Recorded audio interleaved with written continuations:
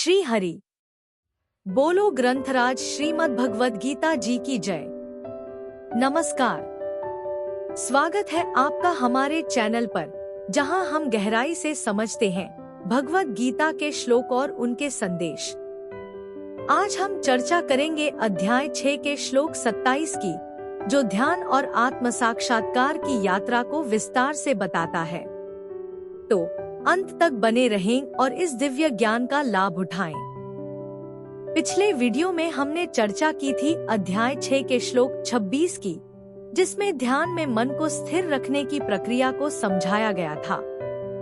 आज के श्लोक में भगवान श्री कृष्ण अर्जुन को बता रहे हैं कि ध्यान के माध्यम से कैसे मनुष्य आत्म साक्षात्कार और परम शांति को प्राप्त कर सकता है।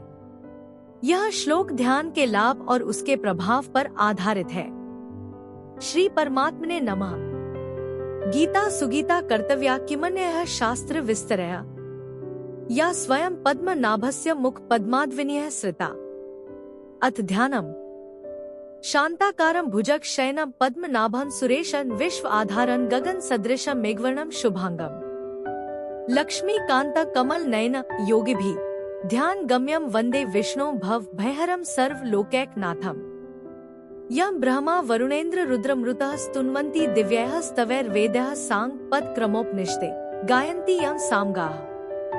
ध्यान अवस्थित तद्गतेन मनसा पश्यन्ति य योगिनो यस्यान्तं न विदुः सुर असुरगणा देवाय तस्मै नमः। वसुदेव सुतं देव कंस चाणूर मर्दनम देवकी परमानंदम कृष्ण वंदे जगद्गुरुम। भगवत गीता अध्याय 6 श्लोक 27। ध्यान योग से उत्तम और अत्यंत सुख की प्राप्ति। श्लोक 27। प्रशांत मनसम हेनम योगिन सुखमुत्तमम उपैति शांतरजसम ब्रह्मभूतम कल्मषम। उच्चारण की विधि प्रशांत मनसम ही एनम योगिनम सुखम उत्तमम उपैति शांतरजसम ब्रह्मभूतम अकल्मषम। 27। शब्दार्थ ही अर्थात क्योंकि, प्रशांत मनसम अर्थात जिसका मन भली प्रकार शांत है, अकल्मषम अर्थात जो पाप से रहित है, और शांतरजसम अर्थात जिसका रजोगुण शांत हो गया है। ऐसे एनम अर्थात इस, ब्रह्मभूतम अर्थात सच्चिदानंदघन ब्रह्म के साथ एक ही भाव हुए, योगिनम अर्थात योगी को, उत्तमम अर्थात उत्तम, सुखम अर्थात आनंद, उपैति अर्थात प्राप्त होता है। अर्थ क्योंकि जिसका मन भली प्रकार शांत है, जो पाप से रहित है और जिसका रजोगुण शांत हो गया है, ऐसे इस सच्चिदानंदघन ब्रह्म के साथ एक ही भाव हुए योगी को उत्तम आनंद प्राप्त होता है। 27। व्याख्या प्रशांत मनसम हेनम योगिनन सुखमुत्तमम उपैति शांतरजसम ब्रह्मभूतम कल्मषम, जिसके संपूर्ण पाप नष्ट हो गए हैं, अर्थात तमोगुण और तमोगुण की अप्रकाश, अप्रवृत्ति, प्रमाद और मोह। गीता 14वें अध्याय का 13वां श्लोक।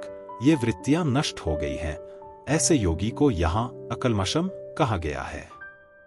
जिसका रजोगुण और रजोगुण की लोभ, प्रवृत्ति, नए नए कर्मों में लगना, अशांति और स्पृहा। गीता 14वें अध्याय का 12वां श्लोक। ये वृत्तियां शांत हो गई हैं, ऐसे योगी को यहाँ शांतरजसम बताया गया है। तमोगुण, रजोगुण तथा उनकी वृत्तियां शांत होने से जिसका मन स्वाभाविक शांत हो गया है, अर्थात जिसकी मात्र प्राकृत पदार्थों से तथा संकल्प विकल्पों से भी उपरती हो गई है, ऐसे स्वाभाविक शांत मन वाले योगी को यहाँ प्रशांत मनसम कहा गया है।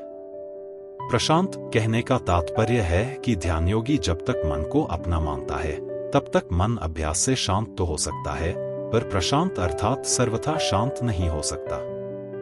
परंतु जब ध्यान योगी मन से भी उपराम हो जाता है, अर्थात मन को भी अपना नहीं मानता, मन से भी संबंध विच्छेद कर लेता है, तब मन में राग द्वेष न होने से उसका मन स्वाभाविक ही शांत हो जाता है।